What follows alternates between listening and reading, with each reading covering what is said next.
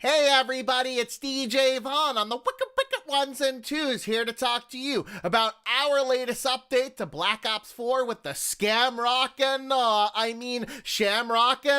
event, which actually isn't an event as much as it's a way for you to give us money, because Activision is spelled with a $sign after all. Of course, this quote event is available now on the PS4, the superior console, on the sole basis of monetary compensation, and don't even bother getting excited by this trailer because most of the cosmetic shit in it is actually locked behind a paywall on top of a limited time event wall. However, since they're the coolest looking things to play dress up with in an FPS, the media guys had to stick them in the trailer on publisher's orders. Unlike the Barbarians event, which wasn't based on a date tie-in like Shamrock and Awe, that special Contraband stream was free, but for this one, you'll need to pay up some COD points to get the holiday base carrot to dangle. First though, let's touch on the updates that you don't need to find a credit card on the dark web in order to obtain. For Blackout, which is the area of our game that we've clearly spent the most time on as a development studio considering the state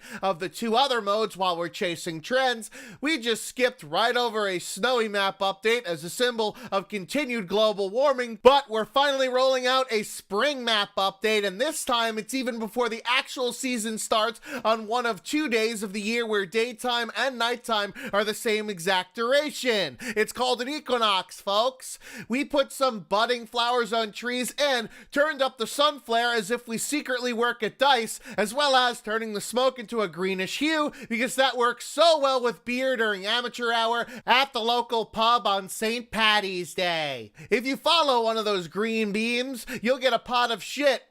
paint cans, which essentially is our most ingenious invention for making you guys grind with the minimal amount of effort you come to expect from us here at Treyarch. You can also track down a leprechaun to get some sweet loot because this is the holiday where midgets get exploited for their height and make an extra buck by throwing on some green shit and adopting a crappy accent. There's new weapons, and by new, I mean ones that are easy ports from the multiplayer part of our game, with the new Rampage shotgun, Switchblade X9 SMG, and Cap 45 pistol, as well as operator modded guns that glow purple to distinguish them from the gold ones that you pick up just to strip for attachments, and the Purifier flamethrower now available in supply drops. Oh wait, I'm not supposed to use that phrase. I mean supply stashes, which would probably be more appropriate for summer and grilling, but we've obviously got our seasons mixed up after we didn't have any snow for winter. In addition, we're adding a hardcore mode to Blackout because we pay so much attention to the mode of the same name in multiplayer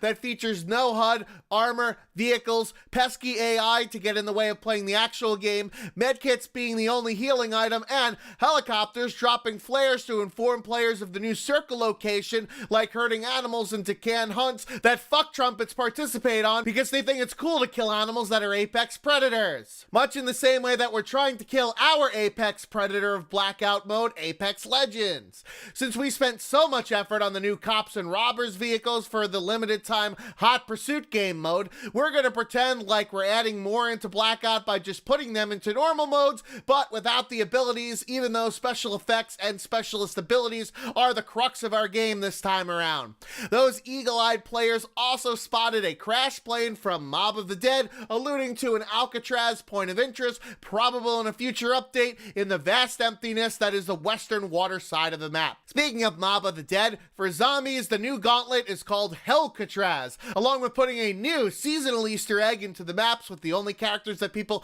actually care about, and turning the eyes of zombies green because that's the easiest way to incorporate the event with the least amount of GFX work possible. We also finally added the host migration feature that was first introduced to multiplayer way back in Modern Warfare 2. That's been getting rumors about remasters more so than videos about our current Call of Duty game according to YouTube analytics, which is what I read when taking a shit. Lastly, in Zombies updates, there's a lot of bug fixes because the Zombies team tried to boil the ocean, and not the one in the Blackout mode with abso-fucking-lutely nothing in it, and failed miserably with the 1 month too soon, oh wait, 5 months too soon launch date.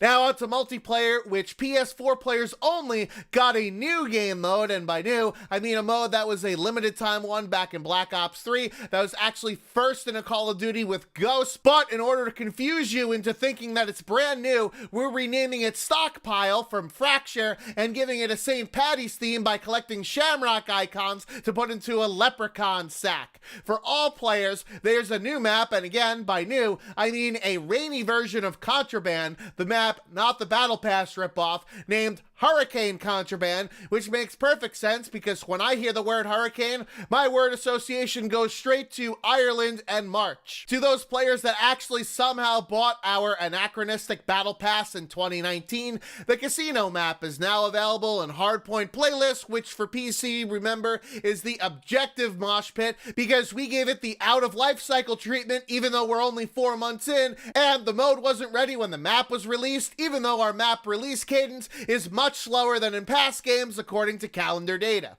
Also, since counting isn't our strong suit here at Treyarch, we fixed a bug that prevented players from going to the 4-digit 1000 rank from the 3-digit 999 rank. Finally, let's talk about that fourth pillar that almost took a third of the year to put into the game after launch, League Play. It somehow is the second most played game mode behind TDM, which I love to see in my big black box of data, in spite of the fact that it needed lots of tweaks, including adding a penalty for quitting, actual rewards for players who DDoS their opponents that you can't beat, because we somehow still employ a peer-to-peer networking scheme when dedicated servers are cheaper than paying someone to take your SAT or ACT test for you if you're a child of a celebrity. We also watched Schwantz's How Is This Still a Thing about competitive Call of Duty modes, link in the description in case you've missed it the first time around. So all 12 custom classes are available for players regardless of their multiplayer prestige in the ranked game mode.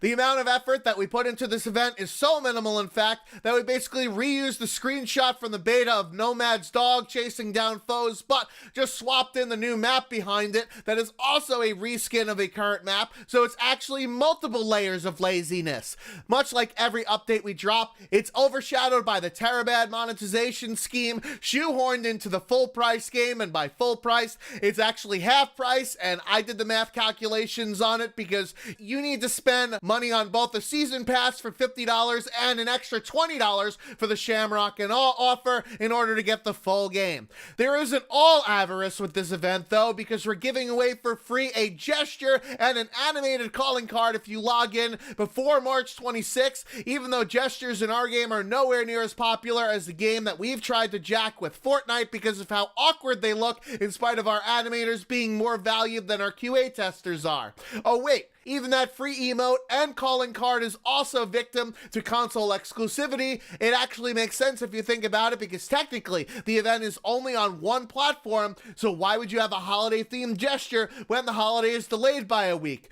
Oh wait, that means for Xbox One and PC, they actually get the calling card and the gesture after St. Patrick's Day, which is on the 17th, because the patch will probably go live on Tuesday the 19th. Oh well, it's logical, and that's the only way I think, but it also makes sense that the holiday that's associated with green does it this way, because that's how Activision thinks.